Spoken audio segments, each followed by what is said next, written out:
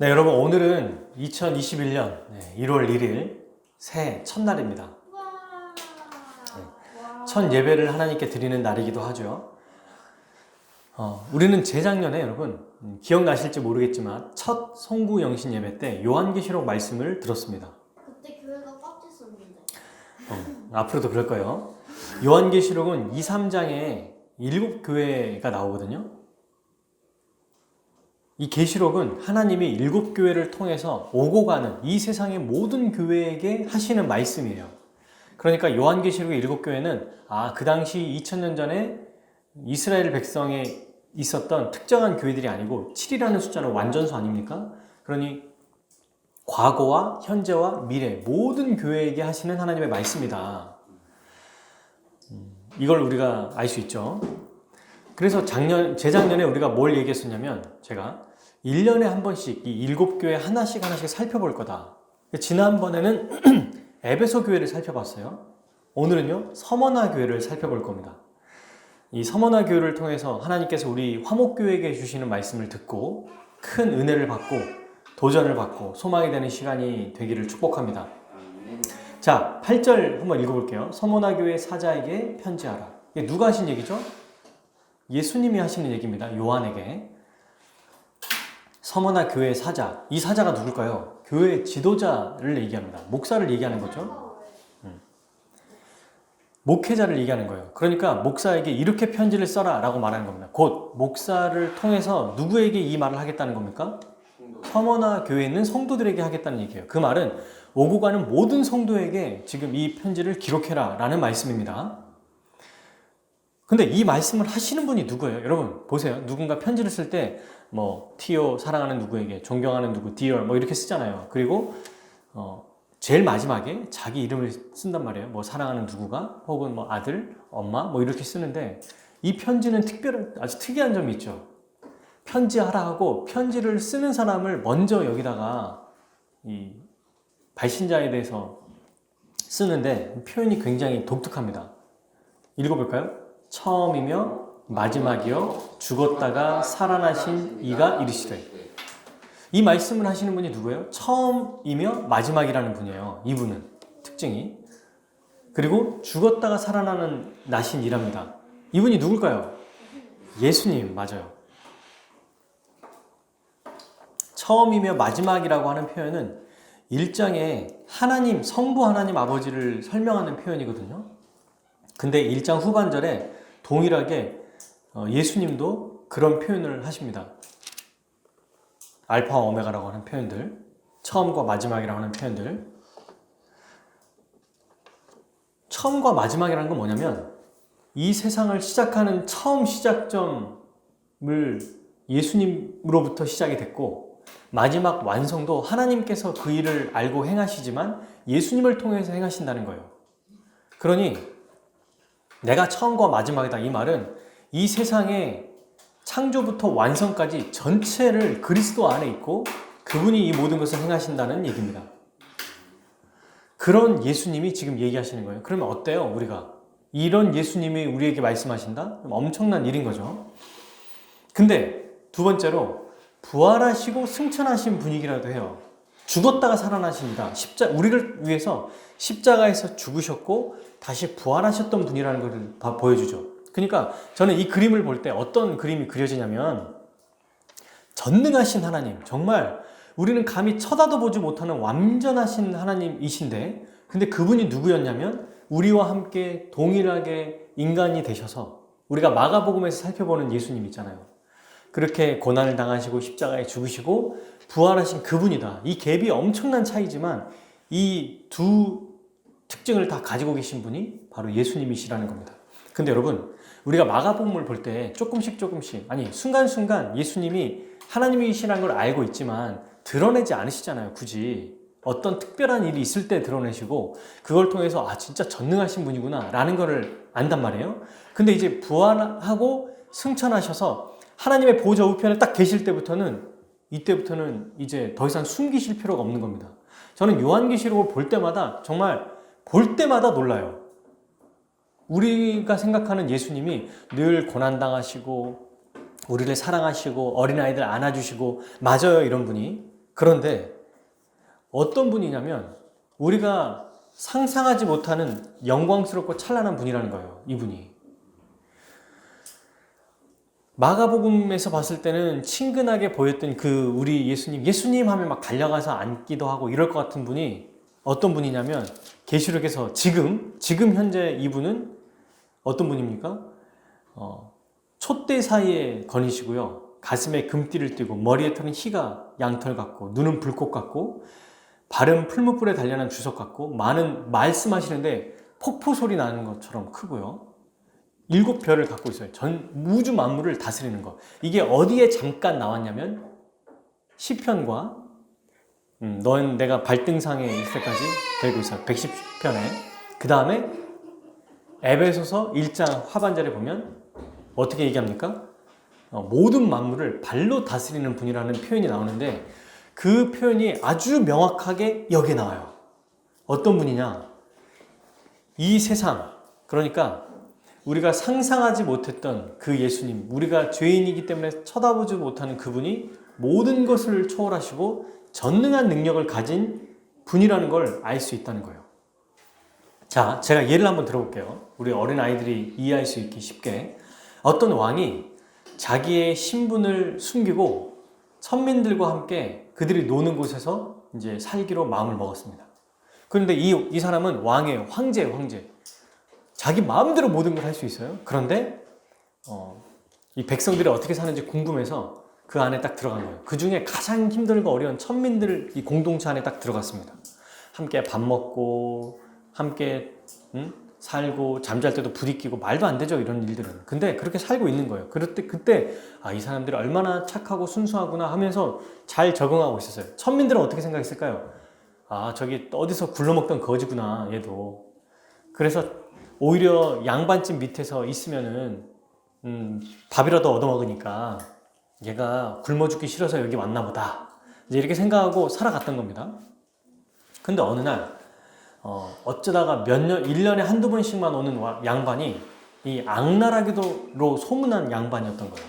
근데 이 사람이 올 때마다 뭘 하냐면 천민들을 장난삼아 죽이고 때리고 아주 자기 마음대로 겁박하는 겁니다. 몽둥이로 때리고 발로 차고 살려다 아무 잘못도 안 했는데 때리는 거예요. 그때 당시에 우리나라 조선시대 때도 종도 양반의 소유였기 때문에 마음대로 해도 뭐라고 하지 못했거든요. 근데 이때도 이제 놀고 있는 어린아이들 2명을 보더니 갑자기 이제 막 달려들어서 막 때리고 있는 거예요. 그 다른 이 천민들, 이 공동체 사람들 어떻게 했을까요? 나서지 못합니다. 그죠? 그냥 이거 어떡하냐 하면서 하지 말아달라고 막 애원하고 막 그러는 거예요. 아버지가 이제 와서 막 애원합니다. 그랬더니 양반이 그 아빠를 더 때리고. 이거를 보지 못한 왕이 나서요. 아시죠? 우리 이런 거 너무 많이 봤잖아요. 딱 나서서 뭐냐면 그만하시오.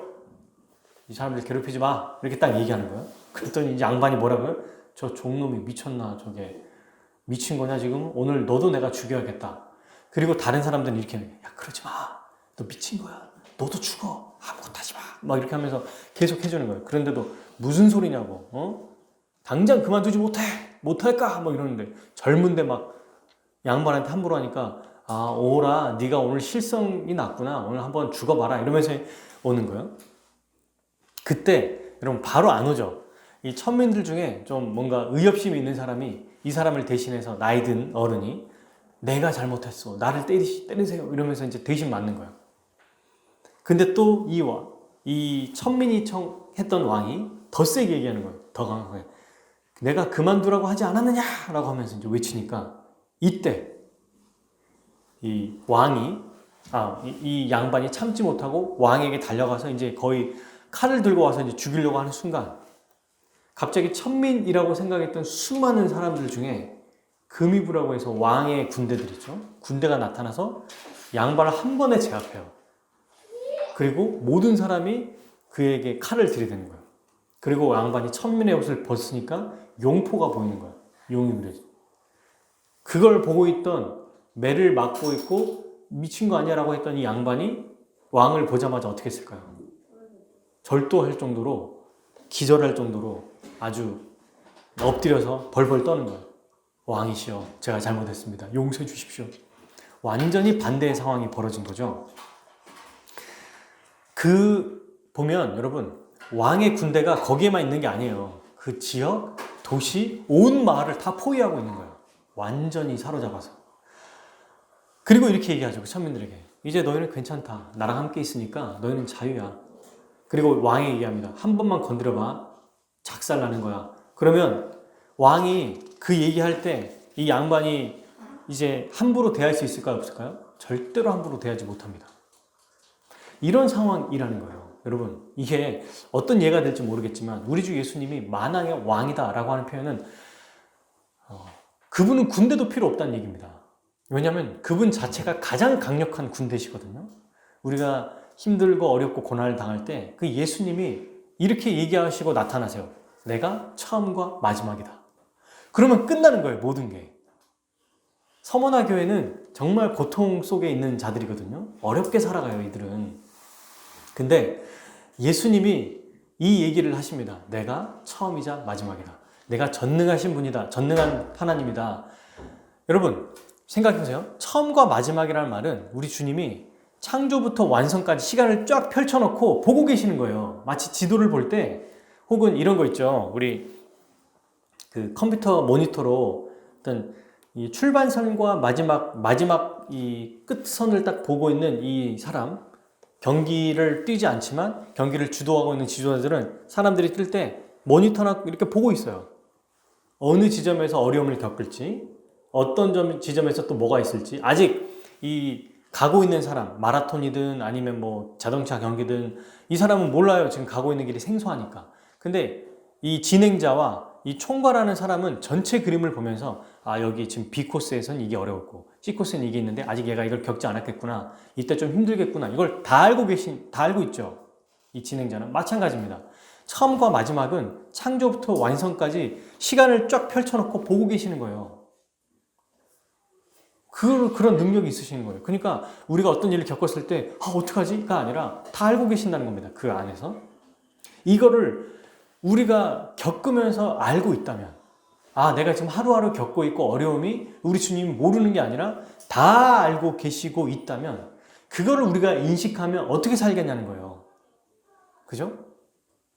근데 그분이 전능하신 분일 뿐만 아니라 우리를 위해 십자가에 죽으시고 부활하시고 우리를 위해 다스리고 계신다는 걸까지 안다면 얼마나 큰 힘과 위로가 되겠습니까, 여러분?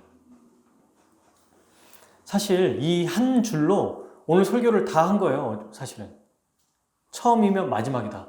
우리가 믿는 주님이 어떤 분이다? 처음이고 마지막이다. 그리고 죽었다 살아나셨다. 왜 죽으셨어요? 우리 때문에. 우리를 구원하시려고. 우리를 돌보시고 그분의 자녀 삼으시려고. 그럼 지금은요? 지금은 그 자녀를 돌보고 지키고 인도하고 그의 필요를 채우시고 또 필요하면 고난을 통해서 믿음으로 살아가게 하시는 이 모든 일련의 과정을 우리에게 주시기 위한 그 예수님이 있다. 지금도요. 여러분, 지금 우리가 말씀을 듣고 있잖아요. 2021년 1월 1일 서울시 강북구 인수목로 280-1 3층 현재 시간 11시 25분. 이때 지금 우리가 예배를 드리고 있는 이 순간에 우리 주 하나님은 알고 계신다는 거예요. 지금 하늘 보좌에서 우리 주 예수님이 창조부터 완성까지 시간을 펼쳐놓고 지금 보고 계시고 있다는 겁니다. 전능한 능력으로. 이걸 인식하는 신자는 삶이 달라요. 하루하루가 왜 이렇지? 힘들지? 어렵지? 이게 아니라 우리의 눈 자체가 떠져야죠. 왜 이렇게 힘들지가 아니라 주님이 다 보고 계시구나. 근데 그분은 모든 일을 하실 수 있는 분이라는 걸 알고 있다면 큰 힘이 됩니다. 근데 이 주님이 서머나 교회에게 뭐라고 말씀하시죠? 9절 읽어볼까요? 시작. 내가 내 환난과 궁핍을 알거니와 실상은 내가 부요한 자니라.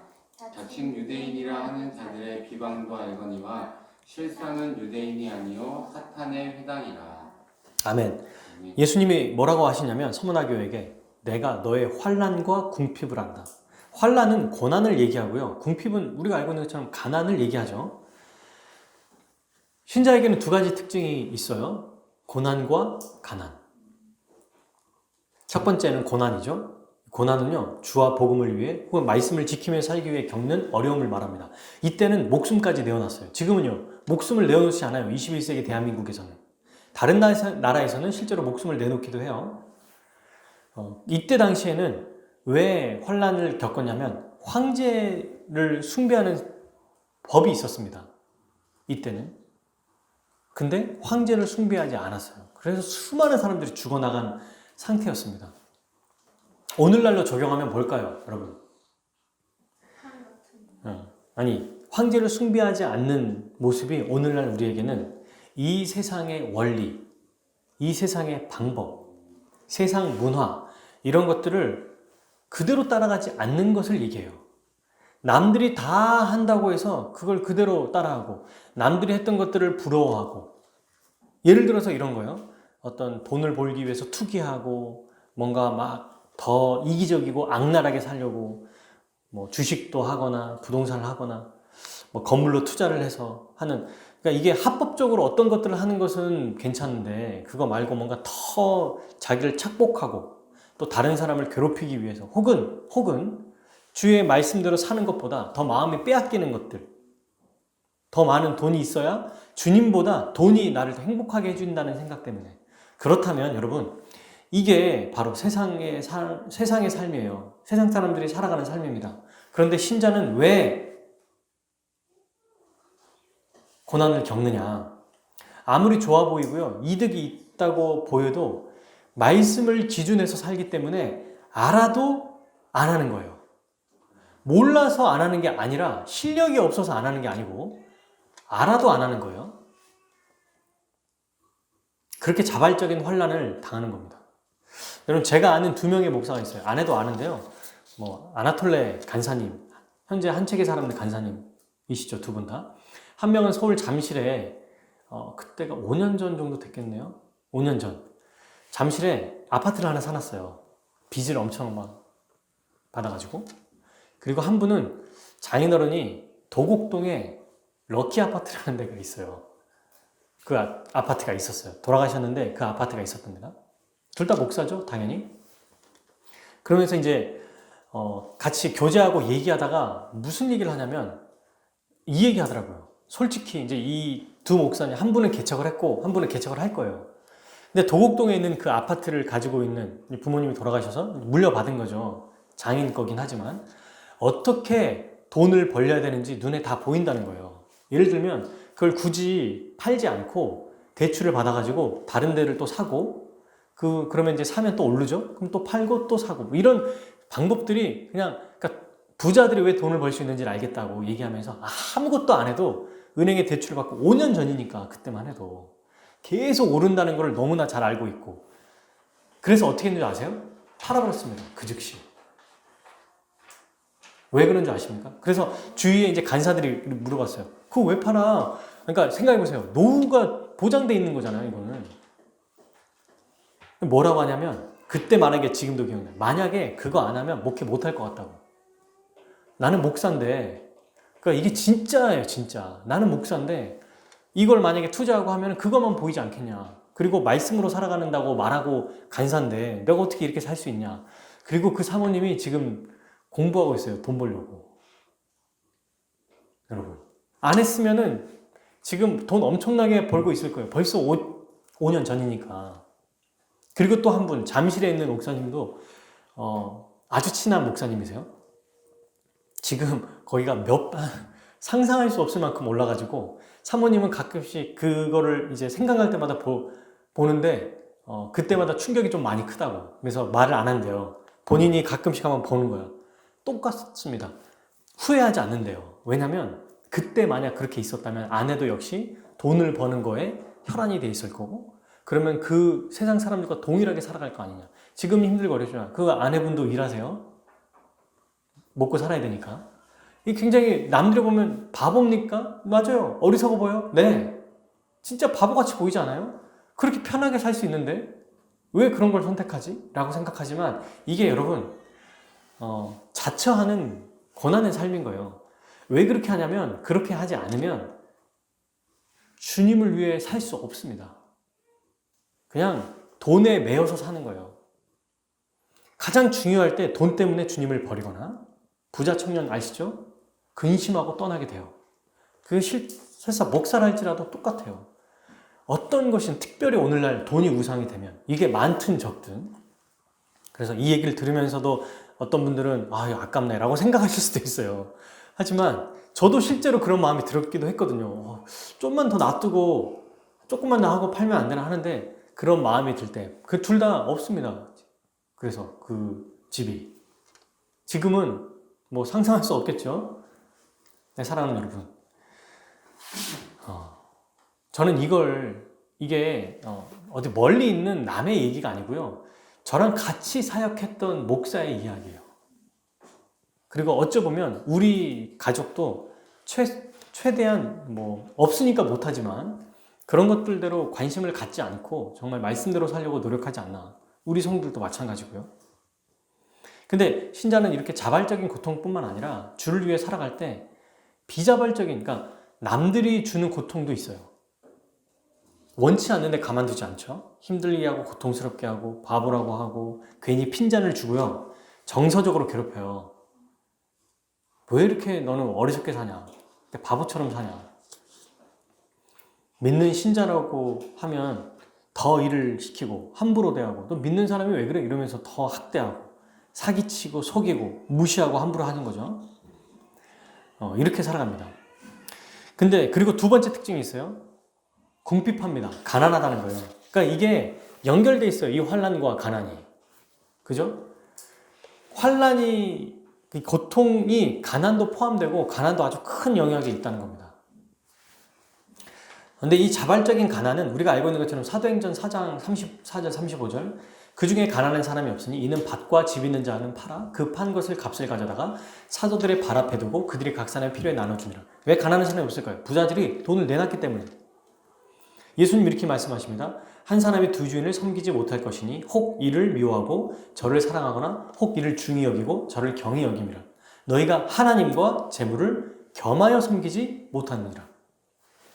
그래서 실제로 이 말씀을 하시고 한 13장 후에 마태복음 19장 20절부터 22절 아까 얘기했던 이 청년이 나와요. 그 청년이 이르되, 자 우리 한번 찾아볼까요? 마태복음 19장 20절.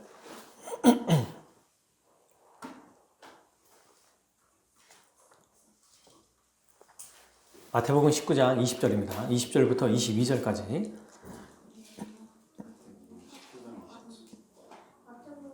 마태복음이 신약 제일 앞에 있어요. 자, 마가복음 앞에 있어요. 읽어보겠습니다. 시작. 그 청년이 이르되 이 모든 것을 내가 지키었사온데 아직도 무엇이 부족하리이까? 예수께서 이르시되 내가 온전하고자 할진대 가서 내 소유를 팔아 가난한 자들에게 주라. 그리하면 하늘에서 보좌가 내게 있으리라. 그리고 와서 나를 따르라 하시니 그 청년이 재물이 많으므로 이 말씀을 듣고 근심하며 가니라. 아멘. 지금 이 청년이 예수님을 믿는 사람입니까? 안 믿는 사람입니까? 우리로 말하면 믿는 사람이에요. 왜요? 모든 것을 지켰다고 말하거든요. 19장 19절에 보면 이제 다 보지 않았지만 어떻게 하면 내가 하나님 나라에 들어갈 수 있습니까? 그러니까 계명을 다 지켜라. 그러니까 다 지켰습니다. 그러니까 뭐라고 하냐면 네 소유를 팔아라. 여러분 이게 계명을 다 지켰다는 것을 뭘로 증명하냐면 실제로 자기의 삶에서 가난한 사람이든 이걸 내어놓는 걸로 주시는 걸로 드리는 걸로 자기가 그동안 모든 계명을 지켰다는 게 증명되는 거거든요. 즉 이거는 안 지킨 거예요. 그냥 종교 생활을 했던 거지. 적당히 자기가 할 수 있는 것만 했다는 겁니다. 그래서 뭐 합니까? 근심하고 떠나가요. 예수님이 뭐라고 그랬냐면 여러분 저를 보세요. 보화가 없어진다고 말하지 않았습니다. 가난한 사람에게 주고 네가 있는 것을 다 팔아서 드리고 나를 따라와라. 그러면 네 돈이 없어진다고 말하지 않았어요. 없어지는 거잖아요. 근데 없어진 게 아니라고요. 왜요? 하늘의 보화가 있다고 말하잖아요. 지금 21절 가난한 자에게 줘라. 그리고 나를 따라라. 이렇게 말씀하신 게 아니에요.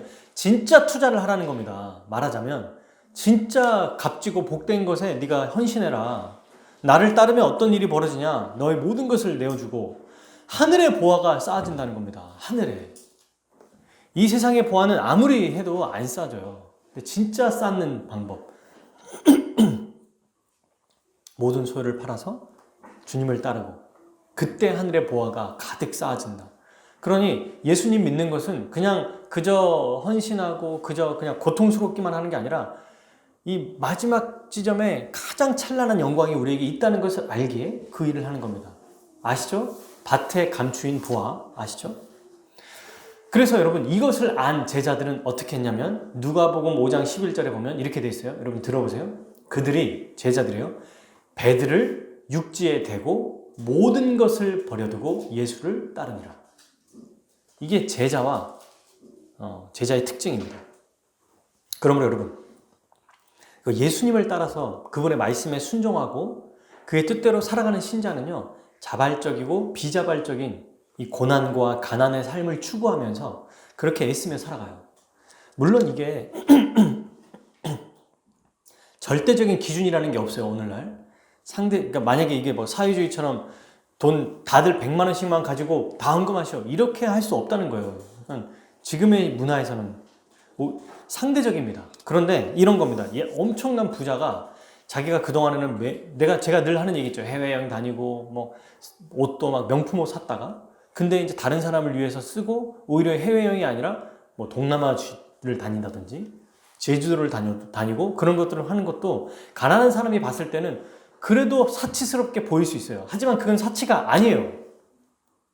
그 사람에게는 정말 그 나름대로 정말 열심히 사는 거거든요. 주를 위해서. 그래서 믿음의 분량만큼 점점 더 자발적으로 더 이제 내어놓으면서 살아가는 거죠. 절대적인 기준이라는 건 없습니다. 그러면서 특징이 뭐냐면 주식, 또 이런 것들 있죠. 투자하는 거, 그걸 해서 갭투자를 벌어서 머리 쓰고 생각하고 이런 거에 힘쓰며 살지 않는 거. 주어진 것에 감사하고 이것이 다른 사람을 위해 돕기 위해서 나에게 주신 거구나 라는 것을 사명으로 알고 열심히 돕고 살아가는 거예요. 그게 하늘의 보화고 정말 기쁨으로 살아가는 거죠. 그리고 나중에 이 사람들은 나만이 아니라 이제 다른 사람과 함께 여행을 가야겠다 하면서 이제 가게 되고 내가 가진 것을 서로 또 나누면서 이게 점점 그렇게 균등하게 되는 원리로 우리 주님께서 만들어 주십니다. 어떤 자에게요? 주님을 참되게 의지하고 자발적인 이 궁핍과 환난을 알고 그것을 추구하며 애쓰며 살아가는 자에게 그렇다는 거예요. 이렇게 얘기할 때 혹시 우리 중에는 모르겠어요. 나중에 누군가 나는 부자 되면 어떡하지? 이 부자 청년처럼 이렇게 돈이 많아서 주님을 저버리면 어떡할까? 그렇게 걱정하시는 분들이 있다면 여러분 안심하십시오. 그럴 일은 별로 없을 거예요. 우리에게 걱정하지 않으셔도 돼요. 그런 자들은 믿음을 지키며 살아가는데 어려움이 있어요. 오히려 여러분 예수님을 쫓았던 사람들은 자기의 어려움들이 있었던 사람들입니다. 건강이든 물질적인 거든 사회 정신적인 어떤 도외되는 거나 소외되는 거든 그런 자들이 주님을 쫓았어요. 이거 무슨 말이냐면 돈이 있든 없든 가난하든 부하든 건강하든 건강하지 않든 또 똑똑하든 똑똑하지 않든 오직 주님만 바라보며 사는 사람이 진짜 참된 제자라는 얘기예요. 주님만을 의지하며 살아야 되는 게 진짜 참된 신자의 모습이라는 얘기죠. 근데 여러분 이 땅에서 믿음을 지키며 살아갈 때 어려움들이 있을까요? 당연히 있습니다. 근데 이걸 누가 아신다는 얘기예요? 예수님이 아신대요. 그래서 이렇게 얘기하죠. 내가 너의 환난과 궁핍을 알거니와. 주님이 알고 계신대요. 사실 여러분 우리가 신앙생활에 살다 보면은 어떤 건 주를 위해 살아간다고 하고 뭔가 마음이 좋아져서 혹은 은혜 받아서 했던 행동들 근데 하고 나서 실제 당장 어려움을 겪으면 후회할 때가 있어요. 그죠? 내가 그때 조금만 할 걸, 조금만 헌금할 걸, 조금만 더 시간을 투자할 걸, 조금만 에너지를 덜 쓸 걸. 그것 때문에 내가 좀 더 몸이 약해졌어. 우리 집안이 좀 더 어려워졌어. 이번 달 생활비가 좀 어려워졌어. 이런 후회들을 한단 말이에요. 실제로 하다가. 근데 이걸 누가 아시냐고요? 주님이 아신다는 겁니다. 주님이. 사실 저는 이거보다 더 큰 위로는 없다고 생각해요. 남들이 다 막 욕하고 뭐라고 해도 주님이 알고 계신다고 지금. 왜요? 처음과 끝을 지금 다 보고 계시니까. 그리고 뭐라고 하지 아십니까? 울컥하는 말씀이죠. 실상은 네가 뭐다? 부요한 자니라. 아멘. 진짜 힘들고 어렵고 가난한데 그들에게 뭐라고 하냐면, 그래 가난한데 콩 한 쪽이라도 막 나눠주고 돈 없는데 헌금하고 막 또 해주고 어떻게든 돕고 이러는 이 사람들, 그래서 남들이 봤을 때는, 이 세상 사람들이 봤을 때는 쟤 바보 아니야? 아유 저렇게 살면 뭐야 저게, 아파트를 왜 팔아? 지금 이렇게 천정부지로 올라가는데 바보 아니야? 이러는 자들에게 뭐라고 하냐면 네가 진짜 부자라는 거예요. 네가 실제로는 부유한 자다. 여러분, 전능하신 주님, 이 세상을 창조하시고 마지막 완성하실 그 주님이 얘기하시면 그게 진짜예요.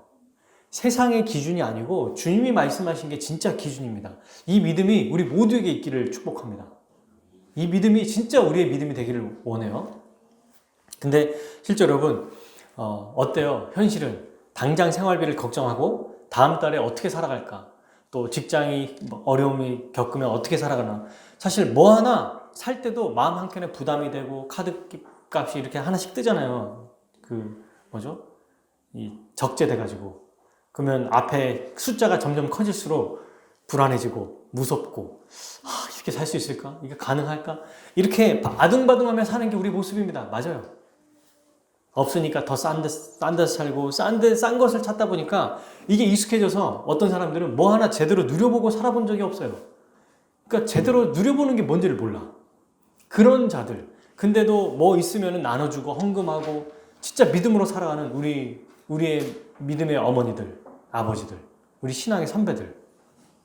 정말 힘들고 어려울 때도 뭐 하나 이렇게 주시는. 제가 지금 교회 할 때도 보면 뭐 하냐면 우리 교회에 후원하시는 분들이 넉넉한 분들이 별로 없어요. 다 말하자면 어떤 분들은 정말 그 다음에 가정에서 이렇게 일을 하시면서 또는 남편과 떨어져서 혼자 아이들을 키우면서 정말 어떻게든 자기 힘으로 돈 벌기, 하루하루 살기도 어려운 자들이 헌금하며 살고 있어요, 제가. 그거 볼 때마다 마음이 어떻겠습니까? 그분들을 생각할 때마다. 대충 살아서는 안 되겠다. 말씀 대충 전해서는 안 되겠다. 그분들이 원하는 건 하나예요. 저하고 큰 어떤 친분이 없어도 정말 하나님의 말씀, 그러니까 저희 교회를 돕고 저를 돕는 것 같지만 결국 말씀이 제대로 세워지는, 하나님의 말씀이 선포되는 걸 기대하는 겁니다. 그런 사람들은 어때요? 늘 궁핍하고 처량해요, 삶이. 실제로 보면 아끼고 아껴가지고, 지난번에 얘기했잖아요. 저 후원해 주시는 분 한 분이 캐나다로 가시는데 그분도 얼마나 어려워서 하는데도 어떻게든 우리를 돕고 마지막에도 얼마나 이렇게 주시면서도 또 가시고. 그게 그분 보면 옷이 항상 똑같아요. 제가 5년 전에 봤던 거와 지금과 똑같아. 새로운 옷이 없어. 자기를 위해서 그렇게 안 쓰는 거야. 근데도 주의 사역과 돕는 일에는 정말 열심히 뛰어들고, 오히려 뭐라고 하시냐면 너무 적어서 죄송하다. 이런 얘기를 하시는 겁니다. 그런 자들에게 주님이 뭐라고 하세요? 네가 진짜 부자다. 왜 부자죠, 여러분? 우리 주님을 바라보고 사는 이들에게 영원한 하나님 나라를 부여받았기 때문에 그래요. 이 땅에서는 부자가 아닌 것처럼 보여요. 바보처럼 보일 수 있어요. 근데 완성될 하나님 나라를 받았습니다. 그러니 얼마나 큰 부자입니까? 그리고 보세요. 처음과 마지막이신 그 예수님과 연합한 자들이에요. 예수님 자체를 받았어요. 이보다 더 큰 게 어디 있습니까, 여러분? 이보다 더 큰 게 어디 있겠어요? 그러니 우리가 이 땅을 살아갈 때 우리는 어떤 관점을 가지고 살아야 될까요? 이 세상이 보는 관점이 아니라 예수 그리스도, 처음과 끝을 완성하시는, 처음과 마지막이신 알파와 오메가이신 예수님이 보시는 관점으로 바라보며 올 한 해도 살아야 할 것입니다. 어떻게 해요? 가난하고 어리석다 할지라도 주님의 말씀대로 순종하고 그의 뜻대로 살아가는 거예요. 주를 위해, 복음을 위해, 교회를 위해 살아가는 게 진짜 네가 실상은 부자다라고 말씀하시는 그 말씀을 우리 모두 듣기를 바랍니다. 우리의 부요함은 역설적이에요. 역설적이란 말은 정말 상대적, 이게 거꾸로 있는 게 같이 붙어 있다는 거 아닙니까? 가난한데 부자야. 그 말씀 있죠? 그죠? 갑자기 생각이 안 나는데, 없는 자 같으나 있는 자 같고, 또 가난한 자 같으나 부한 자 같고 사도 바울이 얘기하잖아요. 고린도 교회인가요? 거기다가 정말 우리는 고난을 겪지만 또 영광스럽습니다. 그래서 우리의 삶은 영광스러운 고난의 길이 있고 이 삶을 살아가는 거예요.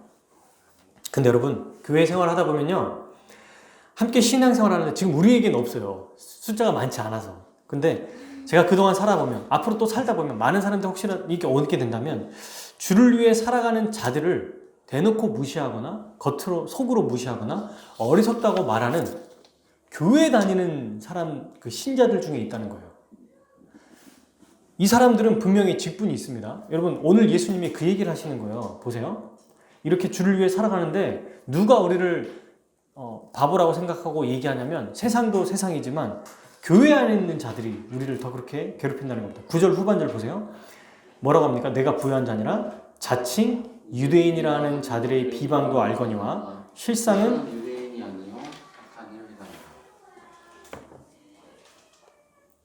그들이 우리를 비방한다는 거예요.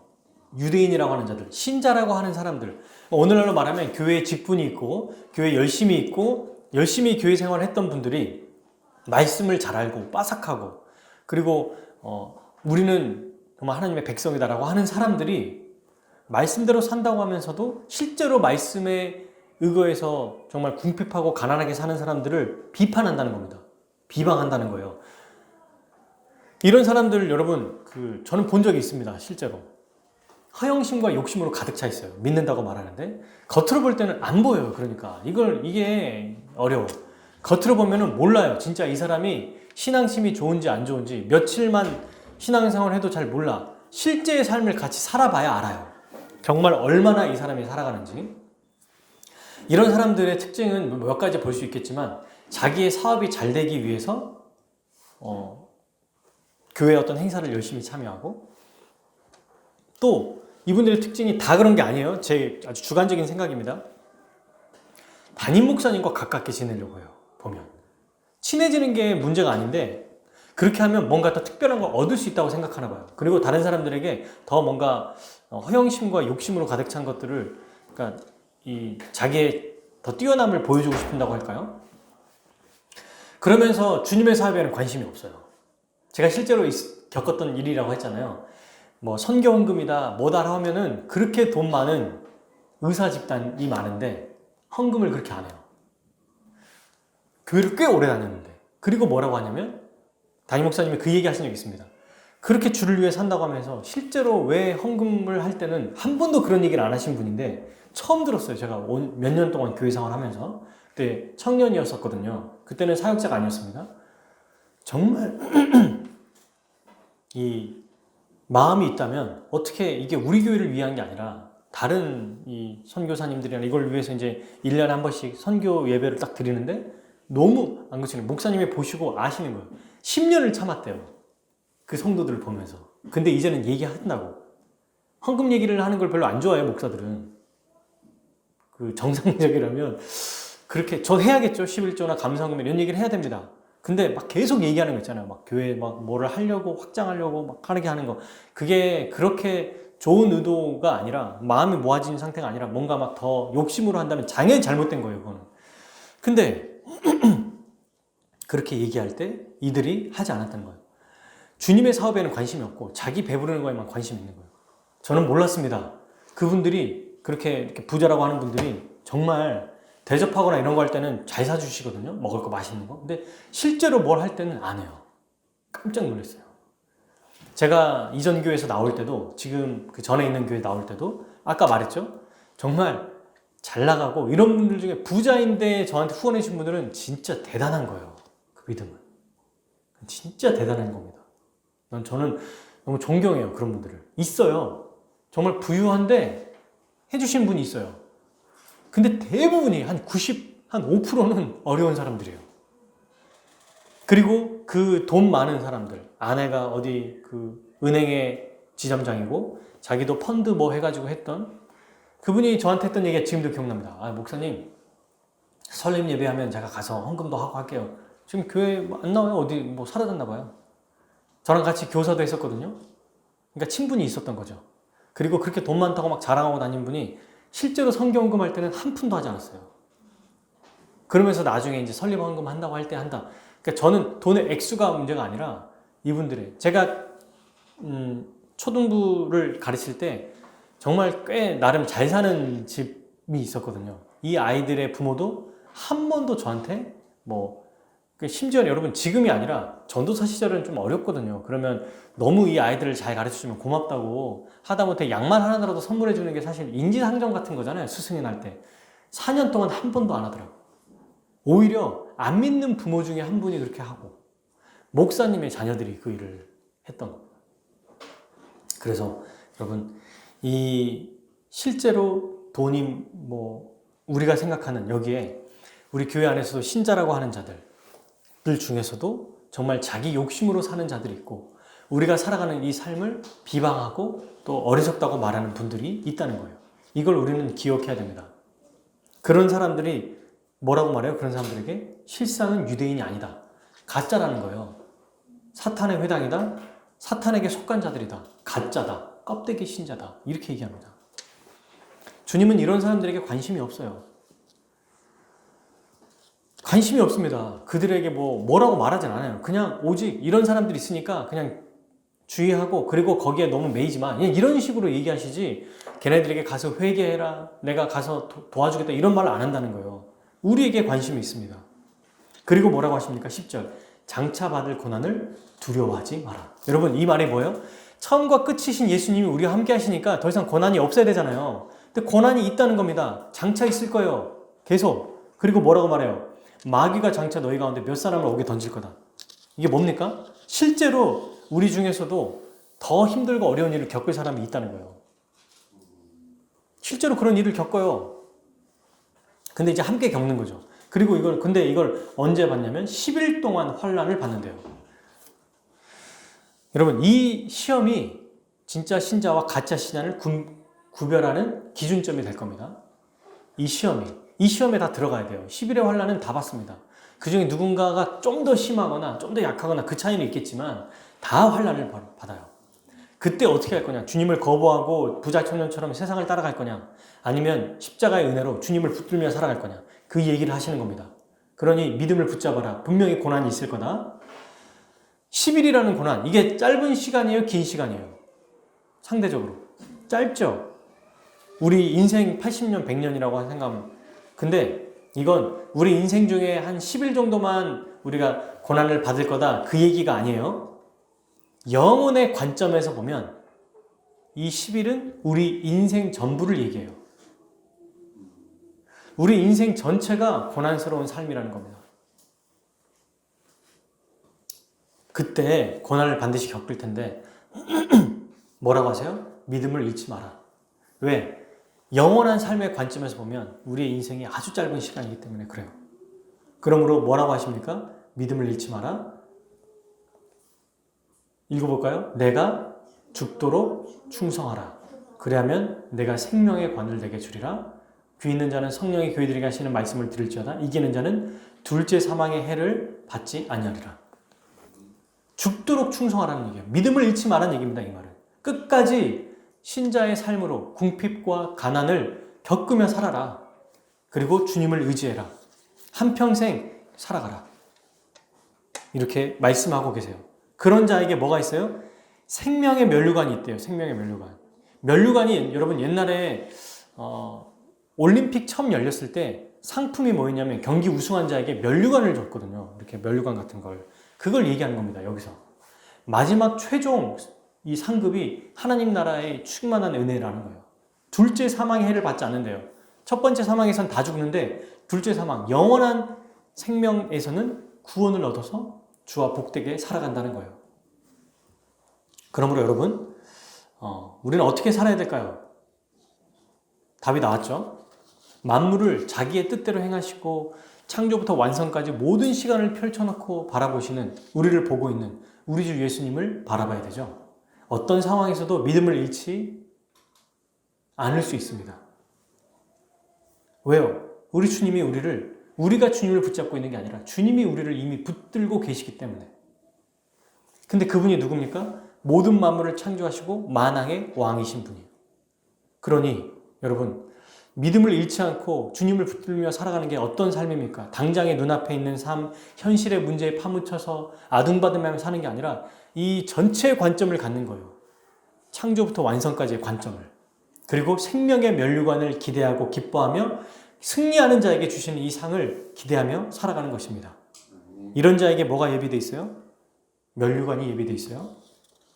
얼마나 멋집니까? 죽도록 충성하는 자. 어떻게 충성해야 될까요? 말씀을 끝까지 믿고 지키며 살아가는 거예요. 어떤 상황에도 감사하는 거야. 죽음의 두려움에도 두려워하지 않는 것. 주의 뜻대로 행하십시오 라고 하고 주의 말씀대로 살아가는 것. 작은 것 하나라도, 일상의 삶에서 하나라도 주의 영광을 위해 살아가고 말씀대로 살아가려고 하는 자들. 이들이 바로 죽도록 충성하는 자들이에요. 교회 지체를 위해서, 한몸된 교회를 위해 자기를 헌신하는 자들. 복음과 주의 영광을 위해 헌신하는 자들이 주의 영광을 위해 살아가는 자들, 죽도록 충성하는 자들입니다. 그러므로 우리 주님께서 우리 이렇게 충성하며 살아가고자 하는 자들, 이렇게 어렵게 내가 충성할 수 있을까 고민할 때에도 주님이 붙들고 계시기에 다시 힘을 얻고 또 오뚜기처럼 일어나며 또다시 말씀을 통해서 다시 새로운 관점을 바라보고 새해가 새롭게 시작되는 해 아닙니까? 이전보다 더 새로운 해를 주실 것을 기대하면서 주님을 바라보며 끝까지 살아가는 우리 모두 되기를 축복합니다. 그리고 두 번째로는 주께서 주시는 이 말씀과 교회 성도를 의지하며 살아갑시다. 어떠한 여러분 일들이 생길 거예요. 저만 봐도 그렇잖아요. 여러분들도 그렇지 않습니까? 고난과 가난과 어려움들이 있을 겁니다. 그런데 두려워하지 마십시오. 실제로 일상을 살아가면서 두려움이 생겨요. 두렵다고요. 그리고 사탄은 신자의 믿음을 흔듭니다. 그리고 넘어지게 해요. 넘어지게 될 때도 있어요. 하지만 그럴 때마다 다시 주를 붙들어요. 의지하고 말씀을 의지하고 교회 성도를 의지해요. 교회 성도들의 기도를 의지하는 거예요. 그러면 다시 일어나고 다시 새 힘을 주십니다. 왜? 우리는 그리스도와 연합한 자니까. 모든 만물을 다 가지신 그분과 연합한 자니까요. 그렇게 살아가면서 마지막 세 번째, 이 고난 속에서 고난을 이기고 힘을 주시며 은혜 주실 우리 주님을 기대하며 살아갑시다. 여러분, 힘들고 어려운 상황이잖아요. 그런데 주님이 다 아신다고 하지 않았습니까? 제가 우리 주님이 얘기했잖아요. 내가 다 안다 라고 말씀하셨잖아요. 이 말은 뭐냐면 아니까 가만히 내버려 두신다는 얘기가 아니고 고난당할 때 그분이 은혜를 주신다는 거예요. 고린도전서에 보시죠. 시험 당할 때 피할 길을 내어주십니다. 시험 당할 때 감당할 만한 은혜를 주신다는 거예요. 그리고 필요할 때 만물을, 자연 만물을 창조하시고 자연 법칙을 무너 깨고라도 움직이고 일하시는 그 주님이 직접 개입하셔서 그분이 필요하실 때 우리의 문제를 해결해 주시는 거예요. 이게 얼마나 큰 은혜입니까? 얼마나 큰 소망이에요. 그분이 필요할 때 그분의 뜻대로 행하실 겁니다. 그러므로 주님의 은혜를 날마다 기대하며 살아갑시다.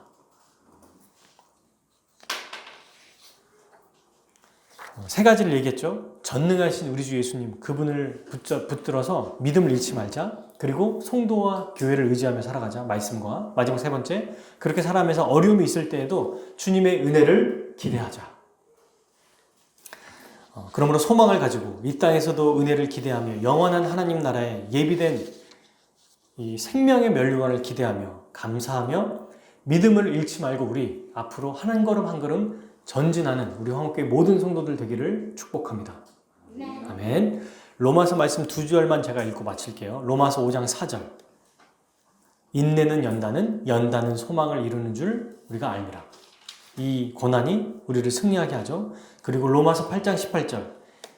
우리가 이렇게 살아가는 이 고난이 왜 이렇게 기쁨으로 이겨내서 살아갈 수 있는가? 생각하건대 현재의 고난은 장차 우리에게 나타날 영광과 비교할 수 없도다. 아멘. 함께 기도하겠습니다.